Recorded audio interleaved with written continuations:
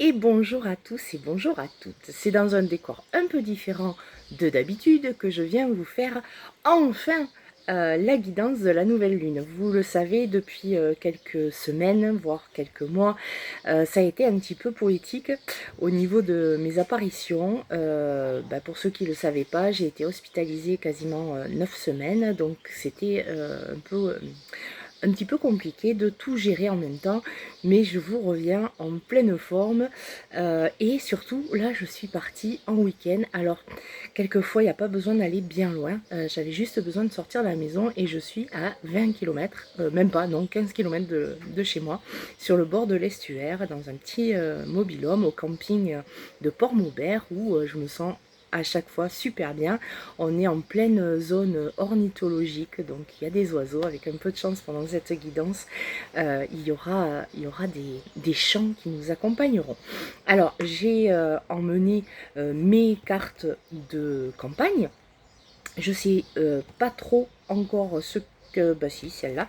Je pense que je vais commencer avec celle-ci, l'oracle du temps. Alors cette nouvelle lune, elle arrive en Gémeaux. Alors, elle est donc le 15 juin. Là, je suis au 14 parce que les énergies, elles sont déjà là. Et qu'est-ce qu'elle nous demande de base, cette lune en Gémeaux? Elle va nous demander d'être plus... comment dire, plus circonspect avec l'information. Le Gémeaux, c'est un signe de communication, d'information. C'est quelqu'un qui est souvent assez attiré par les nouvelles technologies. Donc on a évidemment l'IA dont tout le monde parle. Est-ce que c'est un mal? Est-ce que c'est un bien? Ça n'est pas à moi de vous le dire. Je pense que c'est comme toute technologie de base. Il faut savoir utiliser, savoir ce qu'on veut en faire. Et c'est un outil. Voilà. Donc, j'en ai parlé il n'y a pas très longtemps. Coucou Valérie. Euh, donc, pour cette nouvelle lune, peut-être qu'on va nous demander d'accéder à un peu plus de sagesse. Alors, je sais pas si c'est... J'espère que vous m'entendez bien, parce que je me rends compte que je parle doucement, parce que j'entends les oiseaux et j'espère que vous les entendez aussi. La première carte qui a sauté du paquet, c'est faire une pause. Faites une pause. Ça n'est pas un jour faste. Forcer les choses ne mènera qu'à des obstacles. Prenez du recul et l'horizon s'ouvrira à vous. Mais oui, évidemment qu'il est temps de faire une pause. La preuve, je suis en pause. Mais oui, c'est hyper important. Dans cette période qui est à la fois stressante, mais aussi tellement enrichissante, de se poser et de se poser avec un O et avec AU. Vraiment d'arriver à poser aussi son corps, le déposer, à nouveau être en connexion avec lui, parce que à force d'être dans le mental, à force de réfléchir à tout ce qui se passe, de comment je vais m'en sortir, le prix du carburant, le panier moyen de courses qui a flambé, etc. Je reste dans le mental et je passe à côté de ce qui est mon essence même, c'est mon humanité. Je parle de l'humanité, vraiment de notre incarnation dans le corps. L'humanisme, c'est encore autre chose. Peut-être que justement là, on n'a pas la capacité d'être dans l'humanisme. On a besoin de réincarner notre humanité. Qu'est-ce que j'ai envie de faire de mon humanité? Et il n'y a qu'en me posant que je peux réellement savoir ce que je veux faire de mon humanité. Ça peut être des questionnements à tous les niveaux. Qu'est-ce que j'entretiens comme relation avec mon voisin? Qu'est-ce que j'entretiens comme nœud, euh, soit de lien, soit vraiment un nœud compliqué avec mon conjoint, avec mes enfants, avec ma famille?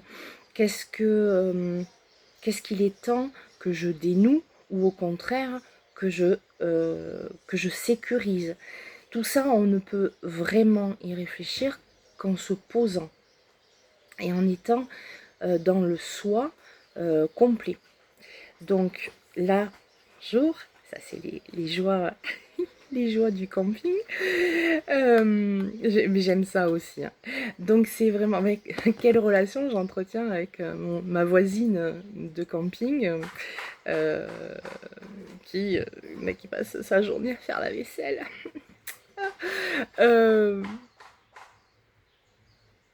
Voilà, là, je suis dans le jugement, c'est pas bien. Mais c'est ça, en fait, c'est faire une pause parce que si on continue à avancer, mais comme des robots finalement, parce que là, on est un peu programmé pour être comme des robots. Lève-toi, va bosser, plus tu bosses, moins tu as de thunes de toute façon. Comment je fais pour y arriver et j'y arrive pas. Et si j'y arrive pas et ce que je me pose pas pour me poser les vraies questions, pour me dire qu'est-ce qui est essentiel là, maintenant, pour moi, pour ma famille, qu'est-ce qui est réellement nécessaire à ma vie, et ben je vais dans un mur. Je vais dans un mur parce que des solutions générales, ni vous ni moi, on les a. On est quand même pieds-poings liés pour plein de choses. On ne peut rien faire contre les massacres, on ne peut rien faire contre la pollution à grande échelle. Par contre, on peut faire des petites choses. On peut apporter de la joie, de la douceur, de la bienveillance à celui d'à côté. On peut avoir l'œil ouvert sur un enfant qui souffre. On peut faire des choses comme ça. On peut aussi trier nos déchets. Je sais bien que c'est ralent parce qu'on se dit, ouais, de toute façon, je trie, puis après, ça va être brûlé. Mais bon, qu'est-ce que je peux faire pour être alignée et du coup, c'est cet appel à prendre un peu de recul sur ce qu'il se passe autour de nous pour vraiment se connecter à ce qui se passe en nous. Donc là, la première des choses, et je pense que cette lune en Gémeaux, elle nous demande ça.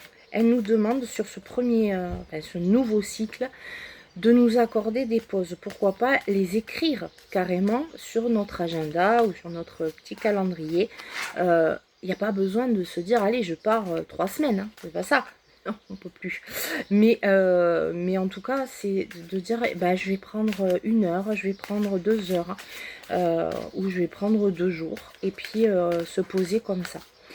Donc, hop, là j'en ai une qui saute. Ah c'est la carte de juin. Ça tombe bien. Les ombres se sont réduites au minimum. Tout ce qui est flou révélera sa vraie nature sous le soleil ardent. Voilà. Et tout ce qui nous pose des questions, tout ce qui nous semble caché, obscur, je pense que c'est vraiment lié au fait de faire une pause. Vous le savez, au 21 juin, on est sur le solstice d'été. Le solstice d'été, l'année dernière, je vous en avais parlé, c'est quelque chose qui est très très important pour moi. C'est cette journée extraordinaire de l'année où le jour est le plus long et où la nuit est la plus courte. Donc en général, le soleil se lève autour des 4h, 4h30 du matin et va se coucher à 22h30. C'est un moment, je pense, où on peut réellement se sentir en vie. Et peut-être révéler notre vraie nature. Quand on décide, parce que quand on peut, et cette année je crois bien que c'est un dimanche en plus, le 21 juin, donc pourquoi pas. Moi je sais que je vais le faire, de mettre mon réveil très tôt pour voir le soleil se lever, lui rendre un hommage. Et essayer de toute la journée être en conscience sur cette lumière qui nous revient, parce que on est tellement formaté à penser qu'on vit dans le noir. Évidemment, on est entouré des ombres, on est entouré de tout ce qui est moche, toutes ces affaires, tout ça est en train de se mettre au grand jour. Et c'est violent, c'est douloureux.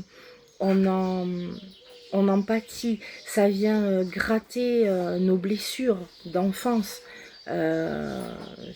pense particulièrement à la petite Liana. Ça résonne tellement dans le cœur de beaucoup d'entre nous. Ce qui s'est passé là, c'est à la fois cette colère envers les prédateurs, mais c'est aussi cette colère envers une justice qui n'a pas fait son travail. C'est un sentiment d'impuissance, c'est un sentiment d'abandon des institutions, c'est un sentiment d'injustice. Tous ces sentiments-là, toutes ces émotions que ces affaires sortent. Alors, et puis vous avez Patrick B, vous avez, enfin pour tous les autres, hein, évidemment, les dossiers Epstein qui ne veulent pas être ouverts en France. Je me demande pourquoi. Enfin voilà, tout ça, ça nous brasse, mais ça se met en lumière. Et ça va continuer. Il va y en avoir d'autres. Il va des gens qu'on ne soupçonnait pas, d'autres où on n'est pas forcément surpris. Désolé, Anne Depardieu, j'ai un gros porc, voilà, ça se voyait. D'autres, ça se voit moins. Ce mois de juin, il nous demande aussi de mettre en lumière nos propres ombres. Qu'est-ce que, aujourd'hui, qu'est-ce que j'ai envie de mettre en lumière pour mieux le travailler, pour mieux l'appréhender, pour mieux l'apprivoiser. On n'est pas des êtres d'amour inconditionnel. Ça me fait toujours rire, mais je crois que je vous en ai déjà parlé de ça. Je ne suis pas un être d'amour inconditionnel. Il y a toujours des conditions. C'est mon humanité, c'est comme ça. Je ne peux pas affirmer que j'aime de façon inconditionnelle tout le monde, enfin le monde avec un grand M. Si vous y arrivez, tant mieux. Moi, je n'y crois pas. Je n'y crois pas. Et ma part d'ombre, elle m'aide. Ma part d'ombre, c'est aussi ce que je vais aller chercher, puiser pour la mettre en lumière et entrer avec elle en résilience. Ma colère me sert à avancer. Ma colère me donne des boosts pour mes projets. Et vous, votre colère, elle vous sert à quoi? Votre sentiment d'abandon, en quoi vous pouvez le transformer? Votre sentiment d'injustice, à quoi vous pouvez, sur quoi vous pouvez le déposer pour qu'il vous accompagne? Je pense réellement que ce mois-ci, on est appelé à ça. On est appelé à aller chercher au fond de nous tout ce qu'on nous a dit que c'était pas bien, une part d'ombre, moche, mais si, voilà, on en a tous. C'est d'aller chercher vraiment au fond de nous toutes ces capacités et ces ressources. Oui, la part d'ombre fait aussi partie de nos ressources. C'est super important de l'utiliser pour ne pas se sentir piégé. Est-ce que d'épouser ma part d'ombre ne m'emmènerait pas à une forme de liberté? Parce que si je sais et je connais mes parts de lumière et mes parts d'ombre, je me connais quasiment entièrement. Et si je me connais entièrement, j'accède plus facilement à ma liberté. Et vraiment, cette liberté, elle nous est demandée. Sur... oh waouh, celle-là, elle sort direct. Pourquoi? Bon, décidément, hein, ça nous appelle à nous poser. Il n'est plus nécessaire d'agir. Attendez simplement dans le calme. Le temps fera le reste. Bah, on revient sur faites une pause. Concrète. Ah, il va falloir que je change de jeu. On revient sur faites une pause, sur le fait que les ombres vont être réduites au minimum, que ce qui est flou va se révéler. Donc en fait, on n'a pas tant de choses à faire. C'est juste que ça va venir réellement à nous. ça va venir à nous. Puisqu'on nous appelle sur l'ombre, je vais vous sortir les corbeaux. Je l'ai utilisé pour la première fois hier et je trouvais qu'il était assez extraordinaire. Oh, j'ai des oiseaux qui se posent, c'est extraordinaire. Oh, j'ai dit. Voilà, c'est arrêtons là d'être dans le mouvement, peut-être, ou alors d'être que dans le mouvement intérieur. Juste encore, posons-nous, mais posons-nous pas pour se prendre la tête, mais pour aller nous connecter au fond. Alors, j'ai le corbeau de la créativité. Exprimez votre créativité à travers l'imagination et l'innovation. Ajoutez de la joie et de l'originalité à votre vie. Donc là, ben c'est ça. C'est l'innovation, la joie, l'imagination. En fait, vraiment, ce tirage, il fait appel à notre part féminine. On nous demande de mettre, alors on va encore me traiter de misandre, on nous demande de mettre en pause notre part masculine. La part masculine, on en a besoin, c'est notre unicité. C'est elle qui agit, qui prend des décisions, qui va être logique, qui va peser le pour, le contre des choses, etc. Là, on lui dit chut, et on va switcher et faire revenir notre part féminine qui est dans la créativité, la rêverie, la construction mentale de toutes ces choses. On va être sur de la douceur, on nous appelle à la lenteur. La part féminine, c'est la lenteur, c'est la douceur, c'est voilà, toute la créativité, etc. Donc ça, c'est super important pour pouvoir pour vraiment pouvoir se connecter à nous. Et là, j'en ai une autre qui a sauté. Et celle qui a sauté, c'est le corbeau de la mission. Découvrez votre mission de vie à travers vos passions. Elle vous apportera épanouissement et direction. Ben oui, enfin j'ai envie de dire, c'est lié à la créativité, c'est ça. Mais ça, on peut découvrir notre mission de vie et nos passions uniquement si on prend le temps, si on s'arrête, si on se pose. Qu'est-ce que vous aimez particulièrement faire? Qu'est-ce qui vous permet de passer 2 heures, 3 heures sans même vous rendre compte que le temps est passé? Je ne parle pas de scrolling débile, que je fais aussi, ou d'un coup, oh merde, j'ai passé, j'ai dit un gros mot, oh, vous avez l'habitude de remarquer, où on se dit, oh là là, ben voilà, j'ai passé 1 heure et demie et ben, j'ai rien fait, puis j'ai rien appris. Non, non, c'est vraiment quelles sont les passions, qu'est-ce qui me tient, qu'est-ce que j'ai envie de faire avec mes mains, avec mon cœur. Peut-être que c'est le moment là. Alors, évidemment il nous faut toujours un métier alimentaire. Hein. Pour l'instant, on est encore dans ce système où on est obligé d'avoir de l'argent pour pouvoir vivre. Mais est-ce que je ne pourrais pas en plus développer quelque chose qui me fait du bien, qui me fait grandir, qui m'apporte de la joie? Ça, c'est hyper important. Et de la joie, c'est la première, hein, la joie, l'originalité, et ce qui va nous permettre d'avoir de l'épanouissement et nous donner une direction qu'on a envie d'emprunter. Qu'est-ce que j'ai envie d'emprunter comme direction? Est-ce que je veux continuer à aller tête dans le mur sans réfléchir à quoi que ce soit et finalement survivre et non pas vivre?